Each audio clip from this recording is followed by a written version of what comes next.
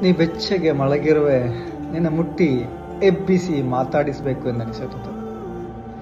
ಜೀವನದ ಪ್ರಯಾಣವನ್ನು ಮುಂದೂಡಲು ನೀನು ಸಂಚಾರಿ ಹತ್ತಿದರೆ ವಿಧಿ ಅದರ ಮೇಲೆಯೇ ಬಂದರಗಿ ನಿನ್ನ ಜೀವ ಹೇರಿತು. ಹೌದು ಕಲಂದರ್, ನಿನ್ನ ಜೀವ ಹೇರಿತು.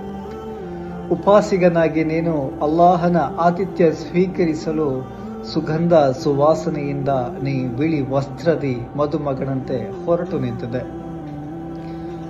ಎಂದೆಂದಿಗಿಂತಲೂ ಹಿಂದೆ ನೀನು ಅಂದವಾಗಿದ್ದೆ. ನಿನ್ನ ಗಡ್ಡವಂತೂ ನಿನ್ನ ಮುಖಕ್ಕೆ ಇನ್ನಷ್ಟು ಅಂದವನ್ನು ನೀಡುತ್ತಿತ್ತು. ಹಣೆಯ ಮೇಲಿನ ನಮಾಜಿನ ಗುರುತು ನಿನ್ನ ಈಮಾನನ್ನು ಎತ್ತಿ ತೋರಿಸುತ್ತಿತ್ತು. ಲೈಲತುಲ್ ಖದರಿನ ಈ ರಾತ್ರಿಯಲ್ಲಿ ನೀ ಖಬರ್ ಸೇರಿರುವೆ. ಲೈಲತುಲ್ ಖದರಿನ ಈ ರಾತ್ರಿಯಲ್ಲಿ ನೀ ಖಬರ್ ಸೇರಿರುವೆ. ನಿನ್ನ ಬೀಳ್ಕೊಡಲು ಮನಸ್ಸಿಗೆ ಭಾರವಾಗುತ್ತಿತ್ತು. ನನ್ನದೆಂದಲ್ಲ, ನೆರೆದಿದ್ದ ಎಲ್ಲರದ್ದು, ಪ್ರತಿಯೊಬ್ಬರದ್ದು. ನನ್ನದೆಂದಲ್ಲ, ನೆರೆದಿದ್ದ ಎಲ್ಲರದ್ದು, ಪ್ರತಿಯೊಬ್ಬರದ್ದು.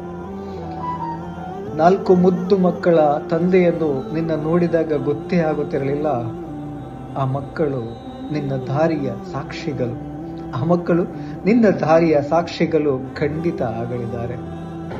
ಅವರಲ್ಲೇ ಮುಂದೆ ನೀ ನಮಗೆ ಕಾಣುವೆ. ಅವರಲ್ಲೇ ನೀ ಮುಂದೆ ನಮಗೆ ಕಾಣುವೆ. ನಿನ್ನ ಜನಾಜದ ಮೇಲೆ ನೀನು ಹೆಗಲಿಗೇರಿಸಿದ್ದ ನಕ್ಷತ್ರಾಂಕಿಯ ಪತಾಕಿ ಇತ್ತು.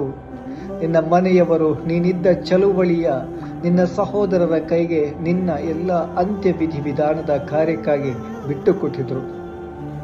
ನೀನು ಈ ಹೋರಾಟದ ಸಂದೇಶವನ್ನು ನಿನ್ನ ಕುಟುಂಬಕ್ಕೆ ಅರ್ಥೈಸಿದ್ದೆ. ಹೌದು, ಈ ಹೋರಾಟದ ಸಂದೇಶವನ್ನು ನಿನ್ನ ಕುಟುಂಬಕ್ಕೆ ಅರ್ಥೈಸಿದ್ದೆ. ಅದನ್ನು ನಿನ್ನ ತಂದೆಯ ಮಾತೊಂದು ಸ್ಪಷ್ಟಪಡಿಸಿತು. ಆತ SDP ಮಗು, ಅವನು ಮರಣ ಹೊಂದಿದ್ದಾನೆ.